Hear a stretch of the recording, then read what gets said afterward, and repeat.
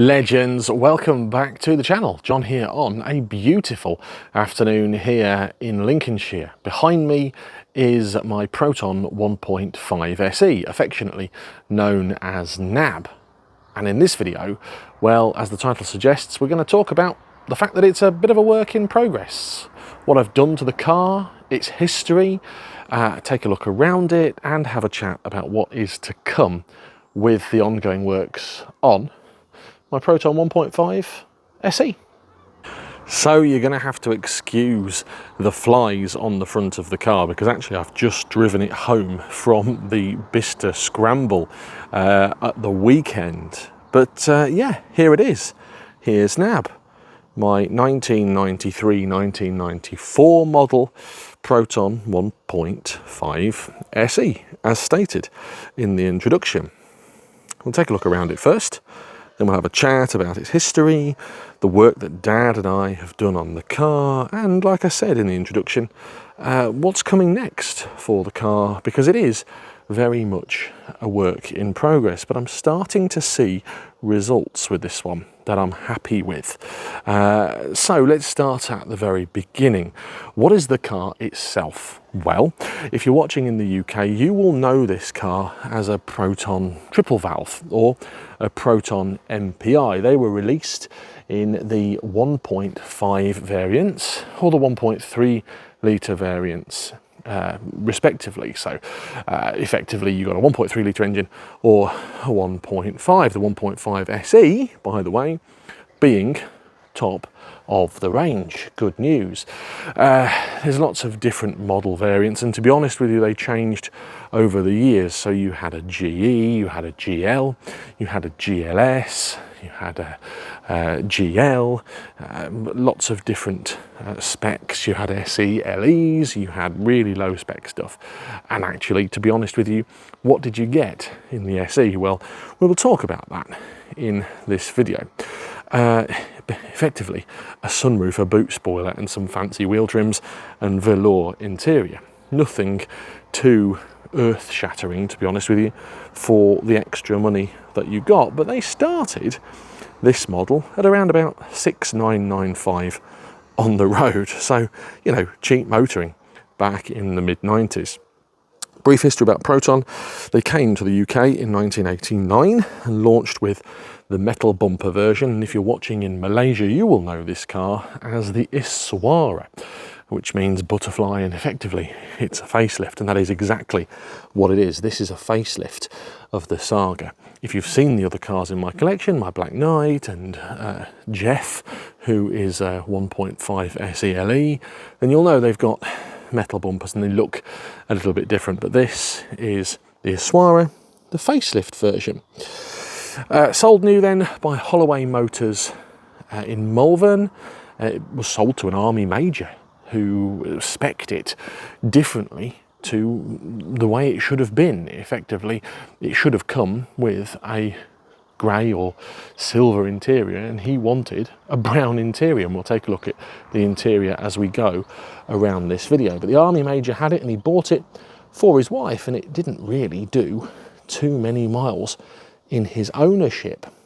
They then sold it, and they sold it to the lady that actually I bought it from. So I am only the third owner of this car, which is remarkable really, considering it's what, nearly 30 odd years old. Well, it is, isn't it? 32 years old now? You do the maths. I'm terrible at my old quick maths. Anyway, so he sold it to a lady called Sarah, who, as you know, I bought the car from. Well, actually, I bought 6 from her. Yeah, I bought 6 cars just to get this one.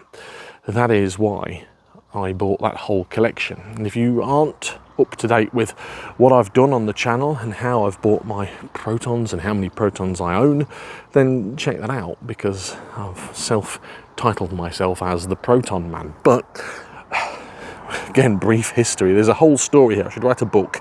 When I bought my 1.5 SE LE, there was some trim missing, and a man who, if you are a Proton fan and from the UK, called Muhammad Ali, I've mentioned him before, put me in direction with a lady called Sarah.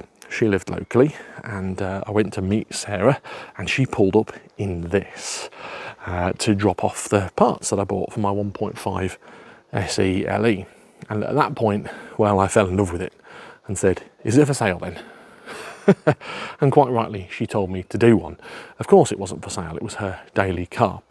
But Sarah, being a Proton fan, was a Proton fan, but not much of a mechanic, to be honest with you.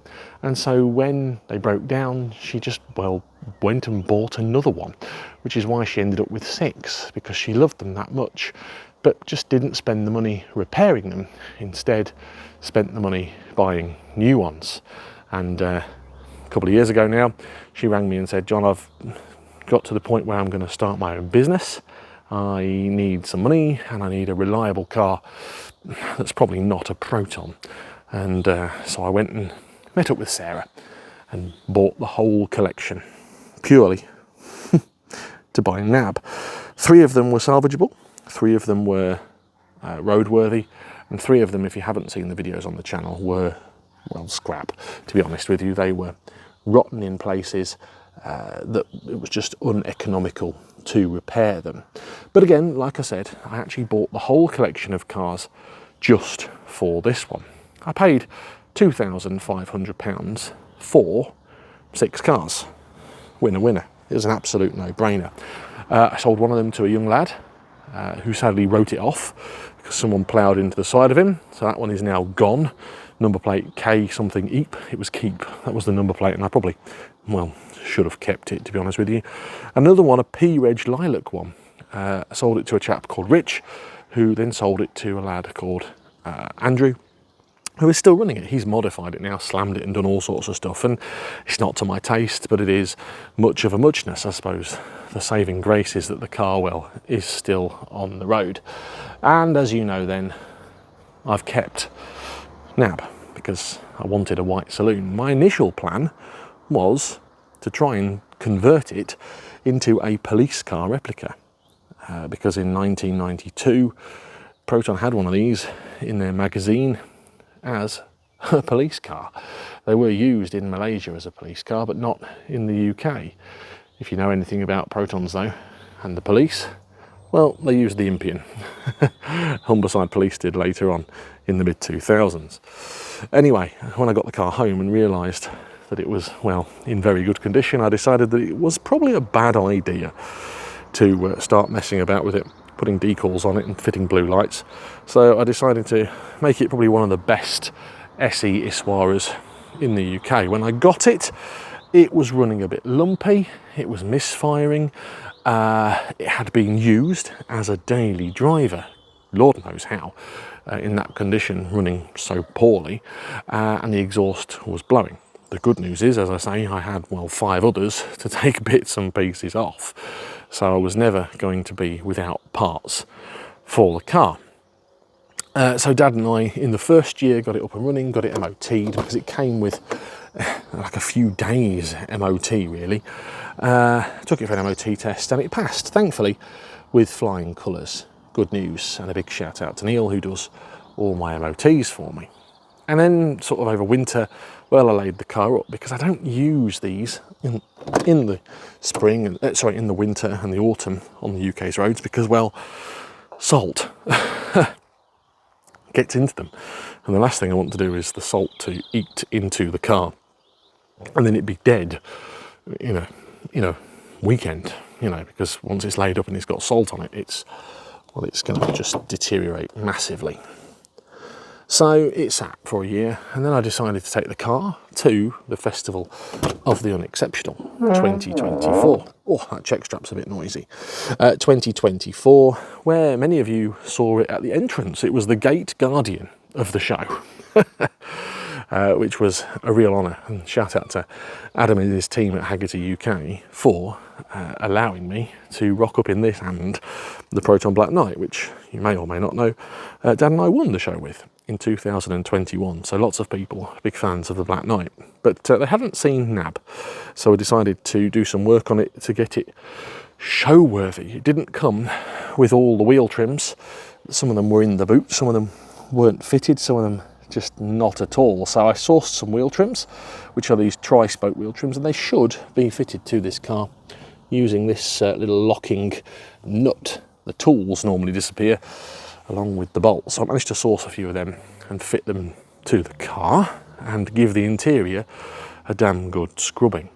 Managed to source some new old stock stickers, the OK Proton sticker, and I think a guaranteed till the year 2000 sticker, which I'll show you in a minute, and the Proton recommends Mobil and the RAC tax disc holder. So started to put back original things that were missing from the car. That also includes the foot mats. They were missing when I got the car, and the radio. It had been fitted with an aftermarket CD Sony thing, which, as you can see now, I have fitted back. The headlining was in relatively good condition, but there's a piece of trim at the front here that you can just see that was missing, so I've managed to source that and refit that too. Apart from that, interior wise, well, it didn't need too much apart from a blooming good scrub. Exterior wise though, apart from fitting the wheel trims, it needed a bit of TLC paint wise. So all the paint on the doors here and all around this door arch, all on the door there and down, and this black trim inside the door shut, and the B pillar needed painting. Same here as well, that all needed painting. All the paint had faded off here, and if you've seen the recent Satria videos, you'll see what it does. It's just satin black paint and it fades. I also needed to paint the wiper arms. We've done that recently again, and dry the car out because it was a little bit damp from a sunroof leak, which I now think I've fixed with a new seal. And apart from that, taking it to the Festival of the Unexceptional in 2024, you guessed it. Guess what happened? It sat in my garden again for, well, since July until a couple of weeks ago, where I took it to the Bicester Scramble. Again, Haggerty UK invited us to their clubhouse and said, John, would you like to bring it to the clubhouse to represent the Festival of the Unexceptional? And of course, I said yes. And I gave it a damn good clean. I used some products, some fallout remover to get all the grime and dirt out of the paintwork, and it actually came, well, really well. But the paintwork still is flat and a bit sandy to the touch. So what's happening next with the car? Well, the exhaust is blowing again because I put a second-hand exhaust on it, so I need to fit a brand new exhaust. Thankfully, I've got one in stock. It's not an original Proton one, but I have got an exhaust in stock to fit. Let's take a look under the engine bay while we're here, and we'll have a look in the boot as well. The engine bay is very much a work in progress. It is a used engine bay. Oh, where's the thing? There's the thing. So the engine bay, well, not perfect, to be honest with you, and could do with a new battery and a bit of a fettle and a clean at the front as well. But like I was saying, the plan with the car in the future is I'm going to team up with Uncle Albert. Who's Uncle Albert, John? Well, Uncle Albert is a chap who sells Diomix, which is a cleaning range and a detailing range, and I'm going to take the car to Uncle Albert for an afternoon, and we're going to do some work together. He's going to show me how to use the products, and hopefully we're going to get the Proton looking as good on top as it does underneath there, nice and shiny, as opposed to, well, flat and ingrained dirt. Are you ready for the drop? Here we go. Boing. Now, as I said in the beginning, these are budget cars, or were budget cars, because, well, you just don't see them anymore, and a lot of them have disappeared. And that is because they're made out of tilly-willy metal. And there's a video clip on my YouTube channel of me sort of leaning against one and putting a massive crease in the back wing. They're certainly made to a price point. And the fact that the boot lid is absolutely peppered in wibbles and dints that you may or may not be able to see on the video is a bit of a testament to it.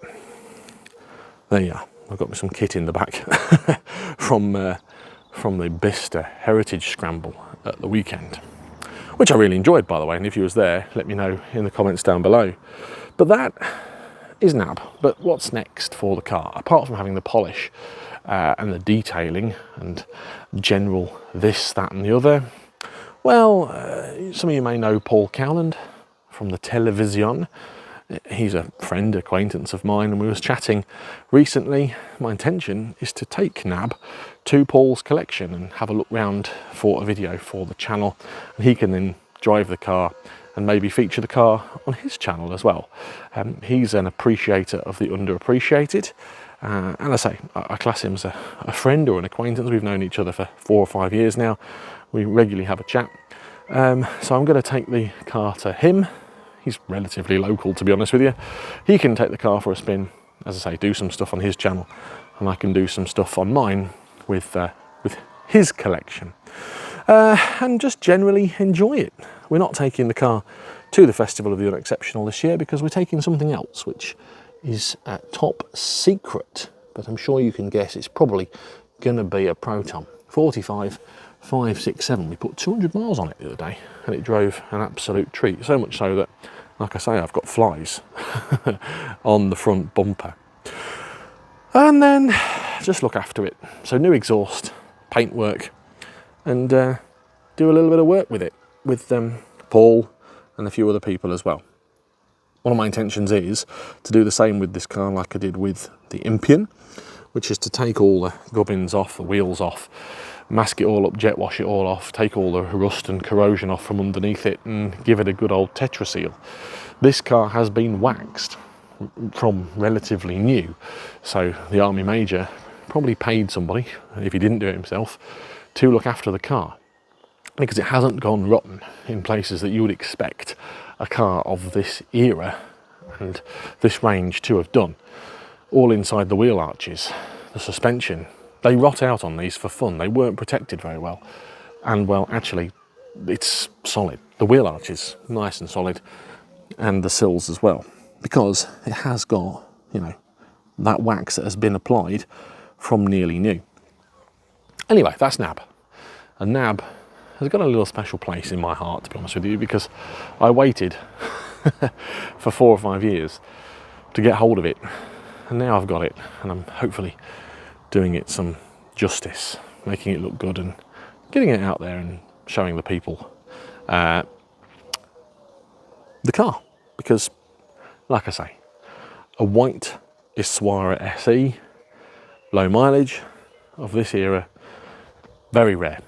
I would say there's probably 2 or 3 left here in the UK. Anyway, there you go. Well, there you have it then. A brief history of the car, a look around it, and a chat about what is coming. I can't wait to get underneath there, get it all jet washed off and get it all waxed and Tetra sealed up. I also can't wait to do the little collaboration videos and maybe give that a bit of a machine polish, because the thing that does let it down, as I've said in this video, is the paintwork and the fact that, well, it's flat. I can't wait to see it sparkling. Thumbs up for Nab if you haven't already done so. Let me know in the comments down below. Did I do the right thing buying 6 cars just to get this one? What do you reckon it's now worth? I would not like to hazard a guess, to be honest with you. And would you drive it? Would you daily it? What would you do? Would you have it as part of your collection and show it, or would you enjoy it on the road? What do you want to see next with Nab? Until next time, have a great day. Thanks for watching. If you haven't already subscribed, please consider doing so to stay up to date not only with Nab, but, well, everything else in my collection. Until next time, have a great day. See you later. Goodbye. There are so many more Proton related videos on the channel, and I've actually selected a couple that I think you might like here on this page. Give them a click to watch them now. Don't forget to subscribe for more Proton fun and lots more videos coming soon.